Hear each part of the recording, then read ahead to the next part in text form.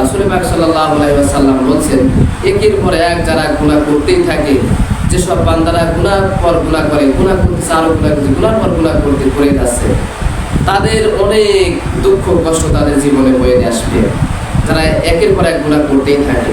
তো রাসূল পাক সাল্লাল্লাহু আলাইহি ওয়াসাল্লাম বলছেন, যারা একের পর এক গুনাহ করতে থাকবে, যারা একের পর এক গুনাহ করতে থাকবে, তাদের কিছু ভয়ঙ্কর তাদের জীবনে আযাব, গজব, দুশ্চিন্তা এসব নেমে আসবে। এজন্য রাসূল পাক সাল্লাল্লাহু আলাইহি ওয়াসাল্লাম বলছেন যে আমার প্রত্যেকটা উম্মতদেরকে আমি বলতে চাই যে তোমরা গুনার কাজ ছেড়ে দাও, তোমরা পাপের কাজ ছেড়ে দাও, তোমরা অন্যায়ের কাজ ছেড়ে দাও। কারণ পাপ এবং অন্যায় যদি তোমরা করো, আল্লাহ তাআলা তোমাদেরকে ধরবেন, আর যখন ধরবেন তখন কি তোমরা ছাড়া পাবে না। আল্লাহ তাআলা বলেন যে আমি মানুষকে ধরি না, কিন্তু যখন ধরি তখন কিন্তু আর ছাড়ি না। এই জন্য আল্লাহ তাআলার ধরা খুবই শক্ত ধরা। আল্লাহ তাআলা যখন ধরেন তখন কিন্তু আর কেউ রক্ষা করতে পারে না আল্লাহ তাআলার হাত থেকে।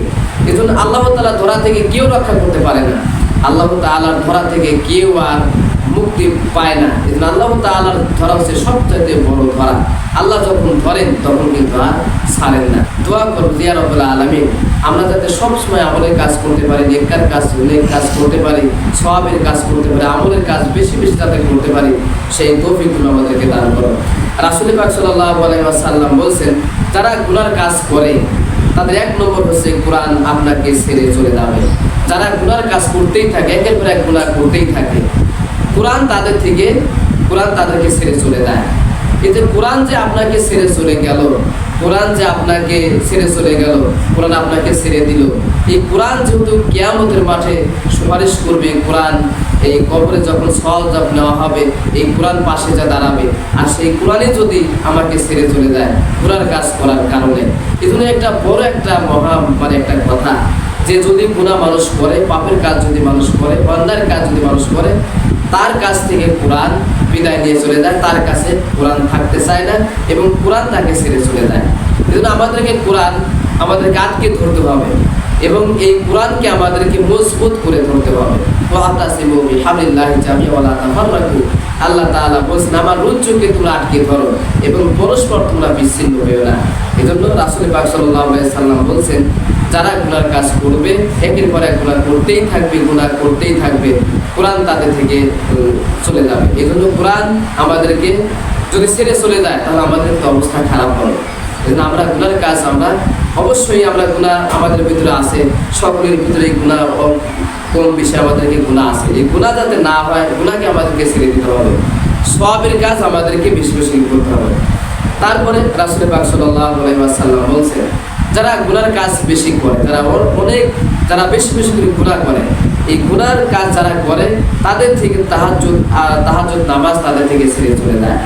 যারা গুনার কাজ করে, এই গুনাহ যারা বেশি করে, গুনাহ একের পর এক গুনাহ করতেই থাকতেছে, একের পর এক গুনাহ করেই এবং একের পর এক গুনার কাজ করে, এই ব্যক্তির থেকে তাহাজ্জুদের নামাজ বিদায় নিয়ে চলে যায়।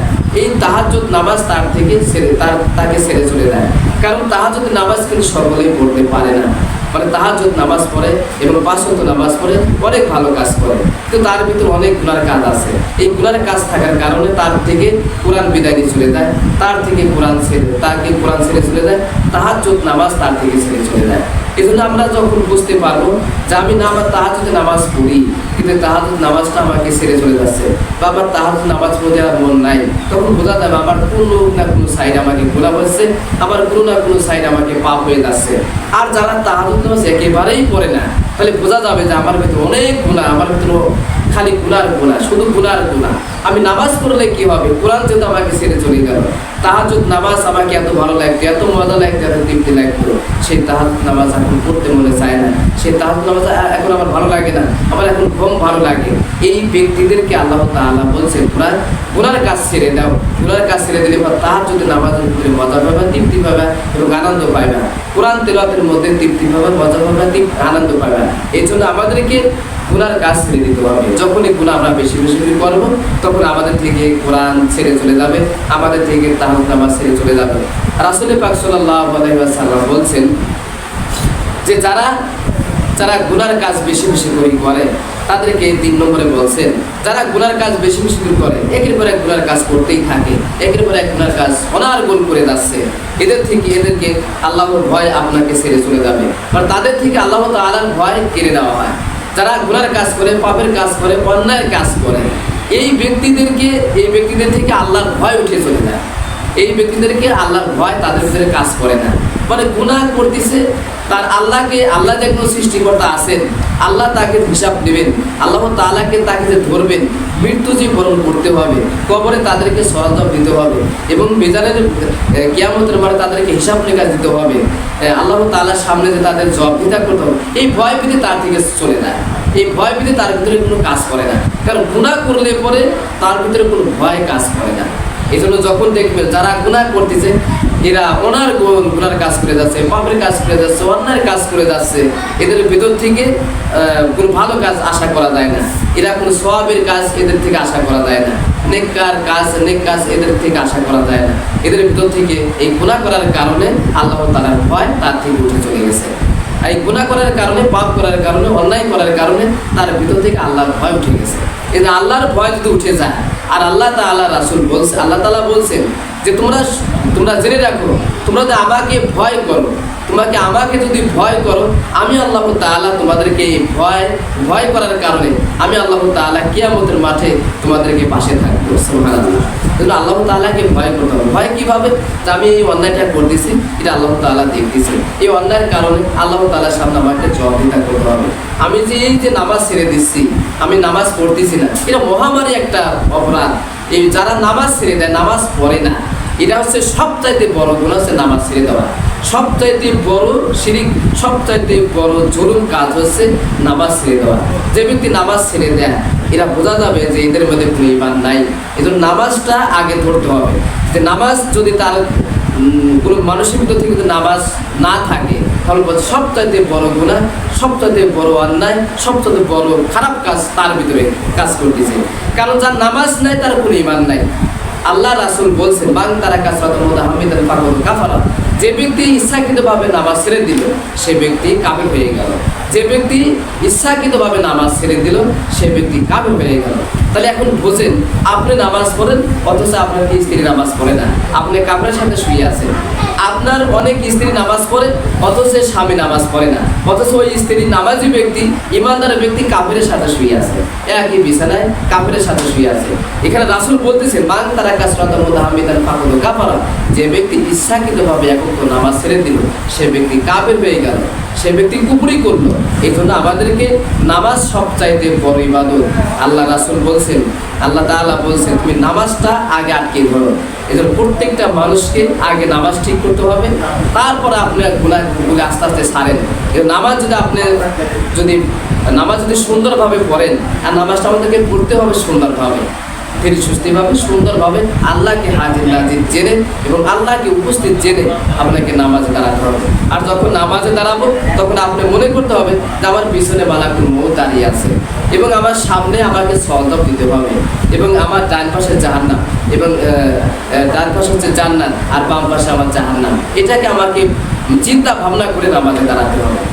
আমার এই নামাজটা শেষ নামাজ হয়ে যেতে পারে, এবং আমার এই নিঃশ্বাসটা শেষ নিঃশ্বাস হয়ে যেতে পারে, আমার এই দিনটাকে শেষ দিন হয়ে যেতে পারে, আমার এই মাসটাকে শেষ মাস হয়ে যেতে পারে।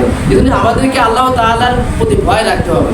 আল্লাহ তাআলা রাসূল বলতেছেন, আল্লাহ রাসূল বললেন, যারা একের পর এক গুনার কাজ করে, পাপের কাজ করে, খারাপ কাজ করে, অন্যায় কাজ করে, এদের দিলের থেকে, অন্তর থেকে আল্লাহ তাআলার ভয় উঠে যায়।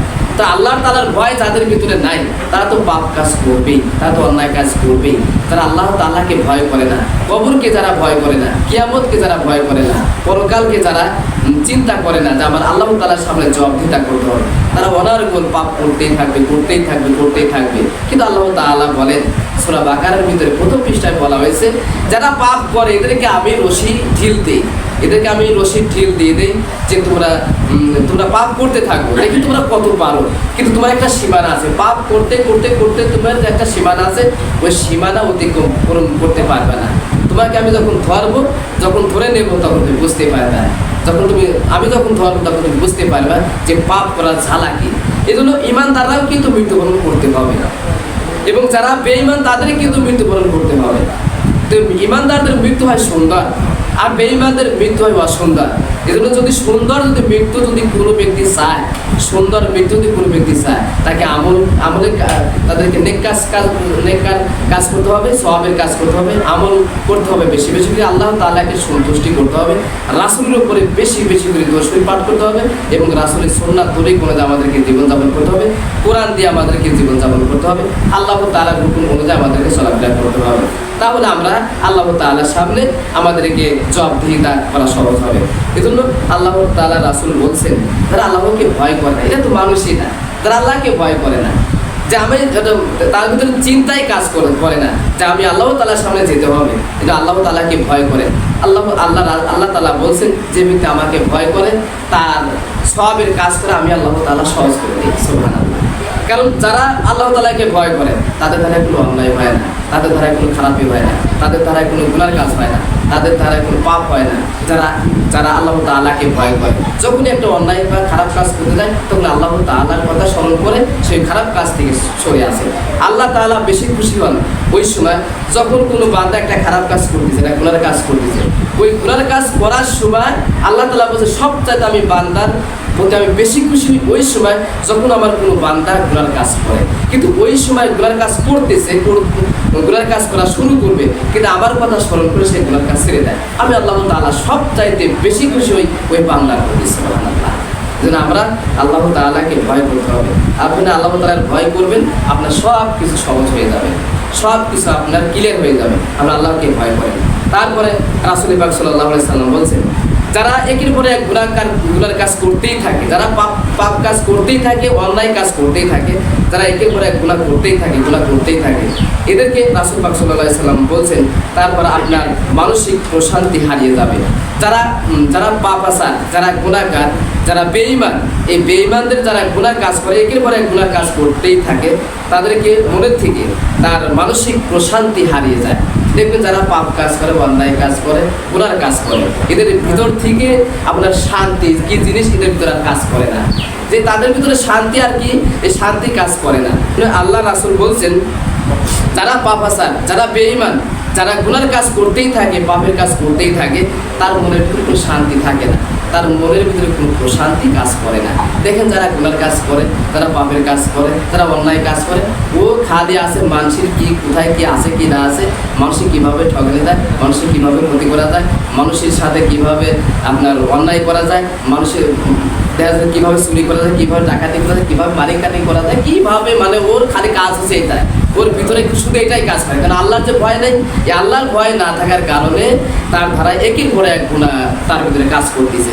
এই জন্য রাসূল পাক সাল্লাল্লাহু আলাইহি সাল্লাম বলছেন, যারা গুনার কাজ করতেই থাকে, পাপাচার কাজ যারা করতেই থাকে, এদের ভিতরে শান্তি কি জিনিস এদের ভিতরে বিরাজ করে না। এই জন্য যারা ইমানদার, যারা আমল করে, যারা নেক কাজ করে, সওয়াবের কাজ করে, তারা যদি কষ্টেও থাকে তার ভিতরে একটা শান্তি প্রশান্তি তার ভিতরে একটা কাজ করে। এই জন্য আমাদেরকে ভালো কাজ করতে হবে এবং অন্যায় কাজ ছেড়ে দিতে হবে, ন্যায় কাজ আমাদেরকে করতে হবে। তারপরে রাসূল পাক সাল্লাল্লাহু আলাইহি ওয়াসাল্লাম বলছেন, যারা একের পর এক যারা গুনার কাজ করে, পাপাচার কাজ করে, অন্যায় করে, যারা বেঈমান, যারা গুনার কাজ করতেই থাকে, এদেরকে কিছুদিন পর সালাতও ছুটে যেতে থাকবে। মানে আপনি নামাজ পড়েন, কিন্তু আপনি নামাজও পড়তেছেন, আবার গুনার কাজও করতেছেন, কিন্তু এই গুনার কাজ কি করবে, আপনার থেকে নামাজে বিদায় নিয়ে চলে যাবে। থাক, তুমি গুনার কাজ করতে তুমি নামাজও করো, আবার গুনার কাজও করো, পাপ কাজও করো, ঠিক আছে, আমি তোমার থেকে বিদায় নিলাম, তুমি গুনাহ নিয়ে থাকো। এটা যদি নামাজ যদি বলে, এই নামাজ যদি আপনার থেকে ছেড়ে চলে যায়, তাহলে বোঝা গেল যারা নামাজ পড়ে না, তাদের থেকে নামাজ যখন বিদায় নিয়ে চলে যায়, তার কিন্তু খুবই কঠিন অবস্থা হবে আল্লাহ তাআলার সামনে জবাবদিহি করার জন্য। এজন্য আপনি নামাজকে আগে আটকে ধরেন, নামাজ 5 ওয়াক্ত আপনি নামাজ আগে পড়েন, তাহলে আপনার ভিতরে প্রশান্তি কাজ করবে, শান্তি কাজ করবে, পরিবারের ভিতরে শান্তি আসবে, সমাজের ভিতরে শান্তি আসবে, নিজের ভিতরেও শান্তি আসবে, কামাই রুজির ভিতরে বরকত আসবে, আপনার ভিতরে যে হারাম থাকবে, হারাম করে একাই বিদায় নিয়ে চলে যাবে। আপনি এখানে হালালের চিন্তা তখন আপনার ভিতরে কাজ করবে, যদি আপনি 5 ওয়াক্ত নামাজ পড়তে পারেন। দেখতে একটা মানুষ আপনি চিন্তা করেন, একটা মানুষ গরিব মানুষ, একেবারেই গরিব মানুষ, বাড়ি নাই, ঘর নাই, কিন্তু আল্লাহ তাআলা সে 5 ওয়াক্ত নামাজ পড়ে, আল্লাহ তাআলার হুকুম পালন করে। কিন্তু আল্লাহ তাআলা বলেন যে আমার এই বান্দা 5 ওয়াক্ত নামাজ পড়ে, কিন্তু আমি একটু বাড়ি করার মতো জায়গাও দেই নেই। কিন্তু সে আমাকে শুকরিয়া আদায় করে এবং আমার 5 ওয়াক্ত নামাজ আদায় করে আমার হুকুম পালন করে। আল্লাহ তাআলা বলেন এই বান্দার জন্য আমি আল্লাহ তাআলা কিয়ামতের মাঠে জান্নাতের ভিতরে ঘর তৈরি করে দেব। এই যে দুনিয়াতে কষ্ট করছে এই কষ্টের বিনিময়ে আমি আল্লাহ তাআলা আলাদা জান্নাত দেব। সুবহানাল্লাহ। এজন্য আমাদেরকে যতটুকু সম্পদ থাকুক না কেন ততটুকু আমাদেরকে শুকরিয়া আদায় করতে হবে। আল্লাহ তাআলা বলছেন আমার ওই বান্দাই সবচেয়ে প্রকৃত ধনী, আমি যতটুকু দিয়েছি ততটুকু করে সে সন্তুষ্ট থাকে, ততটুকু করে সে খুশি থাকে। কিন্তু খাক আর না খাক যা দিয়েছি এর উপরে সে খুশি, এর উপরে সে সন্তুষ্ট। এই হচ্ছে প্রকৃত ধনী ব্যক্তি, এই হচ্ছে প্রকৃত আমার ইমানদার, এই হচ্ছে আমার বন্ধু। আপনি ইমানদার যখন দাবি করবেন বা আপনি যখন ইমানদার হয়ে যাবেন আল্লাহ তাআলা আপনাকে তখন বন্ধু হিসাবে কবুল করে নেয়। তা আপনি যদি আল্লাহর বন্ধু হয়ে যেতে পারেন আপনার কোনো ভয় থাকবে না, চিন্তাও থাকবে না। লা খাউফুন আলাইহিম ওয়া লা হুম ইয়াহজানুন। যখন কোনো বান্দা আমার বন্ধু হয়ে যায়, আমার মুমিন ব্যক্তি হয়ে যায়, তখন তার কোনো চিন্তা এবং তার কোনো পেরেশানি কাজ করে না। সুবহানাল্লাহ। তারপরে রাসূল পাক সাল্লাল্লাহু আলাইহি ওয়াসাল্লাম বলছেন তাহলে সালাত যদি আমাদের কাছ থেকে ছুটে যায়, যারা আমরা সালাত করি না, তাহলে বোঝা যাবে যে আমার তাহলে গুনাহ, আমি গুনার ভিতরে পড়ে আছি। যদি আমি গুনাহ যদি না করি তাহলে আমি কেন সালাত করি না, কেন আমি নামাজ পড়ি না? এজন্য আল্লাহ রাসূল বলছেন যখন তুমি নামাজ পড়ো না তাহলে বোঝা যাবে তুমি বড় গুনার ভিতরে, বড় মহামারী গুনার ভিতরে তুমি পড়ে আছো। তুমি যতই ইমানদার দাবি করো, তুমি যতই বলো আমি ভালো, তুমি যতই মানুষের কাছে প্রকাশ করো আমি একজন ভালো ব্যক্তি, না, তুমি কখনো ভালো না। তুমি হচ্ছে প্রতারণা, তুমি আল্লাহকে ধোঁকা দাও, তুমি হচ্ছে প্রতারণা করো ইসলামের সাথে, তুমি প্রতারণা করো তুমি কোরআনের সাথে। তুমি বলো আল্লাহ তাআলা কোরআনের ভিতরে নামাজের কথা বলে দিলেন আর তুমি বলো যে না আমি নামাজ না পড়লে কি হবে, আমি একজন ভালো মানুষ। তাহলে আল্লাহ তাআলার এই যে 82টি আয়াত তাই মিথ্যা হয়ে যায়। খবরদার, আল্লাহ তাআলা বলছে যারা নামাজ 5 ওয়াক্ত নামাজ পড়বে তারা সেই ইমানদার, আর যারা নামাজ পড়বে না তাহলে বোঝা যাবে তার ভিতরে গুনাহ বিরাজ করে নিয়েছে, তার ভিতরে গুনাহ বিরাজ করে নিয়েছে। সেই গুনাহটাকে বেশি প্রাধান্য দেয়, নামাজটাকে সে বেশি প্রাধান্য দেয় না। সেই গুনাহকে বেশি মূল্যায়ন করো, সে নামাজকে বেশি মূল্যায়ন করে না। সেই গুনাহটাকে বেশি মূল্যায়ন করে তার জীবনে, কিন্তু সে নামাজটাকে সে বেশি মূল্যায়ন করে না। এই জন্য যারা নামাজ ছেড়ে দেয় বা নামাজ যারা পড়ে না তাহলে বোঝা যাবে তারা সব সময় ওনার তারা পাপের মধ্যে আছে, গুনার ভিতরে আছে, অন্যার ভিতরে আছে এবং তারা নিজেকে নিজের উপরে জুলুম করতেছে। তারপরে রাসূল পাক সাল্লাল্লাহু আলাইহি ওয়াসাল্লাম বলছেন যে যারা একের পর এক গুনাহ করতেই থাকে, যারা গুনার কাজ করতেই থাকে ওনার উপর তারা গুনার কাজ করতেই থাকে, তাদেরকে রাসূল পাক সাল্লাল্লাহু আলাইহি ওয়াসাল্লাম বলছেন যারা গুনার কাজ করতেই থাকে একের পর এক দুঃখ ও দুশ্চিন্তা এসে আপনাকে গ্রাস করে দেবে। আসলে যারা নামাজ কালাম পড়ে না, যদি আপনি নামাজ পড়েন একটু কষ্ট আপনার হয়তো হইল, বা আপনি একটু কষ্টের ভিতরে পড়ে গেছেন, একটু বিপদে পড়ে গেছেন, বা একটু রোগের ভিতরে পড়ে গেছেন, আপনি নামাজের মাধ্যমে সিজদার মাধ্যমে বললেন ইয়া রাব্বুল আলামিন আমি যে দুঃখে পড়েছি তুমি আমাকে মাফ করে দাও, আমি যে কষ্টে পড়েছি তুমি আমাকে মাফ করে দাও, আমি যে রোগের ভিতরে পড়ে গেছি তুমি আমাকে মাফ করে দাও। আপনি নামাজের ভিতরে আপনি আল্লাহ তাআলার কাছে চাইলেন, তা আল্লাহ তাআলা আপনাকে কি করলেন, আপনাকে মুক্তি দিলেন, আল্লাহ তাআলা আপনাকে হেফাজত করলেন। আর আপনি যদি নামাজ নাই পড়েন, আপনি নামাজ পড়েন না, অথচ একটা রোগ আপনাকে ধরে বসলো, অমুক এত পাপ করে, এত খারাপ কাজ করে, এত অন্যায় করে, এত কিছু করতেছে, নামাজ কালাম কিছু করে না, মানুষের দান সদকা করে না, মসজিদে যায় না এবং মসজিদে আসে না, এই ব্যক্তির কিছু হয় না, আর আল্লাহ আমাকে সহি পথে বেশি। এই যে তার ভিতরে এটা কাজ করে কি কেন, এটাও কিন্তু একটা গুনার কাজ, যে আমাকে ধরে নেওয়ার লোক আমাকে ধরে কেন, আমি কি এত অন্যায় করছি, আমি কি এত ক্ষতি করছি। আর তুমি ক্ষতি করো না এটাকে, তুমি তো নামাজই পড়ো না, সবচেয়ে বড় জুলুম তো তোমার ভিতরে আছে, তুমি নিজে নামাজ পড়ো না, আবার তুমি বলো যে না আমি কি অন্যায় করেছি। সবচাইতে বড় অন্যায় হচ্ছে নামাজ না পড়া, সবচাইতে বড় মহামারী গুনাহ হচ্ছে নামাজ না পড়া। এবং যে ব্যক্তি নামাজ পড়ে না সে ব্যক্তি হচ্ছে কাফের। কোরআনের ভিতরে বলা হয়েছে, হাদিসের ভিতরে 2 জায়গায় বলা হয়েছে। তারপরে রাসূল পাক সাল্লাল্লাহু আলাইহি ওয়াসাল্লাম বলছেন যে একের পর এক যারা গুনাহ করতেই থাকে, পাপাচার যারা করতেই থাকে, অন্যায় যারা করতেই থাকে, যারা বেঈমান, এদেরকে রাসূল পাক সাল্লাল্লাহু আলাইহি ওয়াসাল্লাম বলছেন আপনার জীবন ও জীবিকা থেকে বরকত উধাও হয়ে যাবে। যারা নামাজ কালাম পড়ে না তাদের জীবিকা থেকে, তাদের যে আয় রোজগার, তাদের যে ইনকামের ভিতরে আল্লাহ তাআলা বরকত ছিনে নেবেন এবং বরকত কেড়ে নেবেন। যদি আপনি নামাজ কালাম না পড়েন আপনার এই বরকত উঠে নেবে। এজন্য যারা নামাজ কালাম পড়ে না কিন্তু অনেক ইনকাম করে, এই ইনকামের ভিতরে কোনো বরকত থাকবে না, এই ইনকামের ভিতরে কোনো বরকত থাকবে না। এই জন্য বরকতটা হচ্ছে আল্লাহ তাআলার একটা আলাদা নিয়ামত। বরকতটা হচ্ছে আল্লাহ তাআলার বিশেষ একটা রহমত। এই জন্য এই বরকত যদি আপনি পেতে চান, অবশ্যই আপনাকে আগে নামাজ আদায় করতে হবে। তারপরে আপনি নামাজ আদায় করার পরে আপনার যে ইনকামের রাস্তাগুলি আছে সেই রাস্তাকে আপনি ছড়িয়ে করবেন। ফায়দা কুদিয়াতিস ওয়াক্তু ফান্তাসিরু ওয়াবতাগু মিন ফাদলিল্লাহ ওয়াযকুরুল্লাহ কাসীরান লাআল্লাকুম তুফলিহুন। আল্লাহ তাআলা বলছেন, যখন ফজর নামাজ তোমরা আদায় করো, যেখানে গেলে 1 টাকা ইনকাম হবে তুমি সেখানে তুমি দৌড়িয়ে চলে যাও। যেখানে গেলে তোমার 5 টাকা ইনকাম হবে তুমি সেখানে দৌড়িয়ে চলে যাও। তুমি মসজিদে থাকার অধিকার এখন আর নাই, কারণ তোমার পরিবার চালাতে হবে। তোমার পরিবারে যারা আছে, তোমার স্ত্রী বিবি বউ বাবা আছে, তাদেরকে খাদ্য যোগাতে হবে, তাদেরকে পরিবারে হাসি মুখে ফোটানোর জন্য এখন তুমি নামাজ আদায় করছো। তুমি যেখানে ইনকাম হলে বা তুমি যেখানে গেলে তোমার ইনকাম হবে তুমি সেখানে ছড়িয়ে পড়ো, আবার তুমি জোহরে চলে আসো। এটা হচ্ছে আল্লাহ তাআলার হুকুম। এই জন্য আমাদেরকে এই যখন যদি নামাজ যদি কোনো ব্যক্তি না পড়ে তার এই কামাই রুজিতে বরকত নাই, এটা মনে করতে হবে। কারণ আপনি মনে করেন অনেকে নামাজ পড়ে না, কিন্তু কোটি কোটি টাকার মানুষ হয়ে গেছে, আর এর ভিতরে তো বরকত নাই। এই যে কুকুর বাচ্চা দেয় কয়টা? আপনি কুকুর প্রত্যেক বছরে বাচ্চা দিচ্ছে 7টা 8টা 10টা 15টা করে বাচ্চা দেয়, আর গরু বাচ্চা দিচ্ছে একটা। তারপরে মুসলমান যে জমের খাওয়া খায়, হাটে গেলে গরুর অভাব আছে? হাটে গরুর অভাব নেই। কিন্তু ওই কুকুরের বাচ্চা যদি সব কুকুরকে বেঁচে থাকতো, গরু যেরকম আছে, একটা জন্ম দিয়ে গরু যে পরিমাণ পৃথিবীর ভিতরে আছে বা দেশের ভিতরে যে পরিমাণ গরু আছে একটা জন্ম দিয়ে, কারণ এই গরুর ভিতরে আছে বরকত, আর কুকুরের ভিতরে নাই আপনার বরকত নাই। এই কুকুর হচ্ছে বরকত না থাকার কারণে কুকুর যে পরিমাণ বাচ্চা দেয়, ওই পরিমাণ বাচ্চা যদি থাকতো তাহলে কুকুরের খেলায় আপনি হারতে পারতেন? গরুর খেলায় কিন্তু আপনি হারতে পারতেন। আর প্রত্যেক দিন লক্ষ লক্ষ গরু কিন্তু আপনার সবাই হয়। আপনি ঢাকা শহরে যান, বিভিন্ন শহরে যান, আপনার বিভিন্ন হোস্টেলে যান, লক্ষ লক্ষ গরু জবাই হয়, লক্ষ লক্ষ ছাগল জবাই হয়। কারণ এই ভিতরে আসলে বরকত, আপনার ভিতরে বরকত নাই। এই জন্য আল্লাহ তাআলা বলছেন, যারা নামাজ পড়বে না, রাসূল পাক সাল্লাল্লাহু আলাইহি ওয়াসাল্লাম বললেন যে ব্যক্তি নামাজ পড়ে না তার থেকে যে কামাই রুজি ইনকামের ভিতরে যে বরকত, এই বরকত আল্লাহ তাআলা উঠায় দেন। এখন আপনি মনে করেন যে আমি তো নামাজ কালাম করি না, আমার তো সম্পদ মেলাই আছে, সম্পদ থাকলে কি হবে? তুমি তলে হাত দিয়ে দেখবে সম্পদের ভিতরে কি আছে।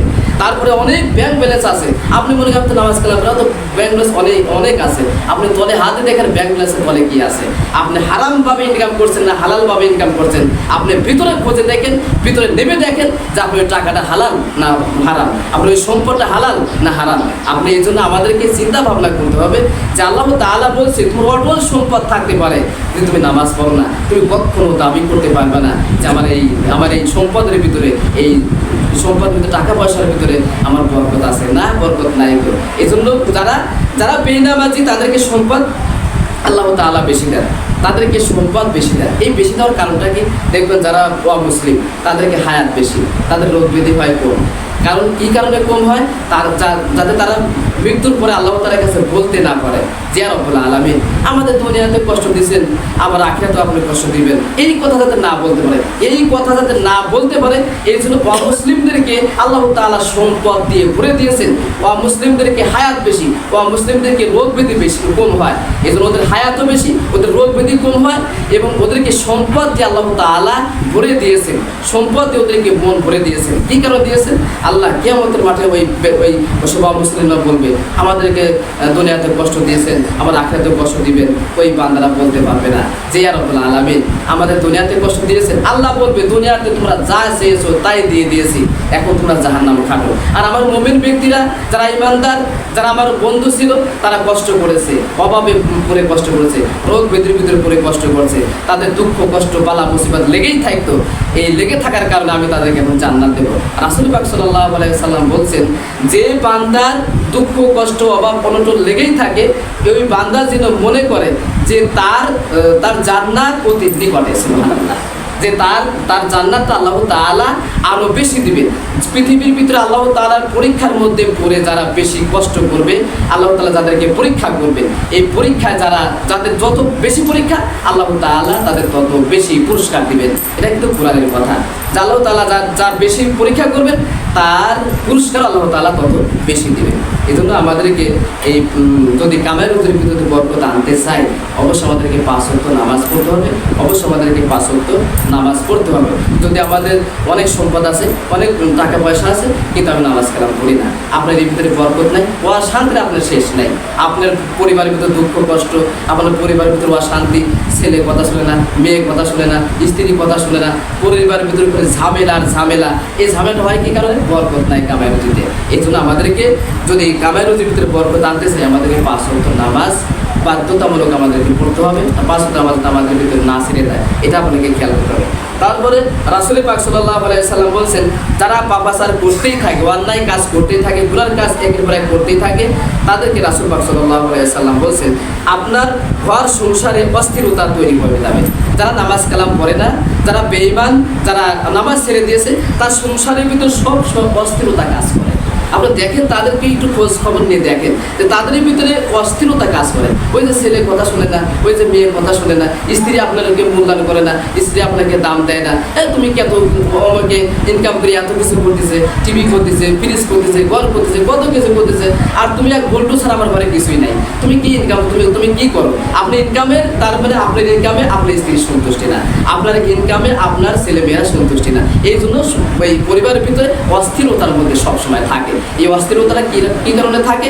আপনি নিজে নামাজ পড়েন না, এই নামাজ না পড়ার কারণে সংসারের ভিতরে অস্থিরতা কাজ করে। আর আপনি যদি নামাজ পড়েন, আপনার ছেলে মেয়েরা নামাজ পড়বে, আপনার ভিতর থেকে, আপনার ঘরের সংসার থেকে অস্থিরতা দূর হয়ে যাবে। তারপরে রাসূল পাক সাল্লাল্লাহু আলাইহি ওয়াসাল্লাম বলছেন, এটা শেষ, রাসূল পাক সাল্লাল্লাহু আলাইহি ওয়াসাল্লাম বলছেন, যারা পাপাচার, যারা গুনার কাজ করতেই থাকে, অন্যায় কাজ করতেই থাকে, যারা বেঈমান, মানে তাদের বাড়ির ভিতরে অশান্তি, ঘরের ভিতরে অশান্তি এবং দুশ্চিন্তা, রোগ ব্যাধি, বালা মুসিবত, দুঃখ কষ্ট এটা লেগেই থাকে। এটা লেগে থাকে কি কারণে? ওই যে নামাজ না পড়ার কারণে। কিন্তু আমরা যদি নামাজ যদি পড়ি, তাহলে সব কিছু বিপদ আপদ, বালা মুসিবত আপনার ঘরের থেকে বিদায় নিয়ে চলে যাবে। আর আপনি যদি নামাজ পড়েন, আপনি বাড়িতে নামাজ পড়বেন, মসজিদে এসে নামাজ পড়বেন, বাড়িতে কোরআন শরীফ পড়বেন। রাসূল পাক সাল্লাল্লাহু আলাইহি সাল্লাম বলছেন, যদি কোনো ব্যক্তি সূরা ইয়াসিন ঘরের ভিতরে বসে পাঠ করে, ওই ঘরের থেকে যত অশান্তি আল্লাহ তাআলা দূর করে দেন। সুবহানাল্লাহ। যদি কোনো ব্যক্তি ঘরে বসে কোরআন তিলাওয়াত করে, আপনি যেটুকু আপনি মসজিদে এসে পড়েন, একটু বাড়িতে পড়লেন, তাহলে বাড়িতে যদি ঘরের ভিতরে আপনি কোরআন তিলাওয়াত করেন, বালা মুসিবত, বাড়ি বালা মুসিবত আল্লাহ তাআলা দূর করে দেন। এবং ঘরের যে বালা মুসিবত, যে দুঃখ কষ্ট, এটা আল্লাহ তাআলা দূর করে দেন কোরআন তিলাওয়াত করার কারণে। তো যাই হোক, আমাদেরকে 5 ওয়াক্ত নামাজ আদায় করতে হবে। আমাদেরকে যদি নামাজ যদি আমরা না পড়ি, এই নামাজটা আমাদেরকে ছেড়ে দেওয়া হবে। আগে আপনি নামাজ আটকে ধরেন, আপনার সমস্ত গুনাহ আপনার থেকে এমনি বিদায় নিয়ে চলে যাবে। আর আপনি নামাজ পড়েন না, আমি তো গুনাহ কাজ করি, গুনাহ কাজ ছেড়ে নেই, তারপর আমি নামাজ। আল্লাহ তাআলা বলতেছেন, না বান্দা, তুমি আগে নামাজ শুরু করো। নামাজ শুরু করলেই তোমার ভিতর থেকে গুনার কাজ, অন্যায়ের কাজ, পাপাচার কাজ সব একাই বিদায় নিয়ে চলে যাবে। এই জন্য আল্লাহ আমাদেরকে, যাতে আমরা 5 ওয়াক্ত নামাজ পড়তে পারি, সেই তৌফিক আল্লাহ তাআলা আমাদেরকে দান করেন। সকলে আমিন।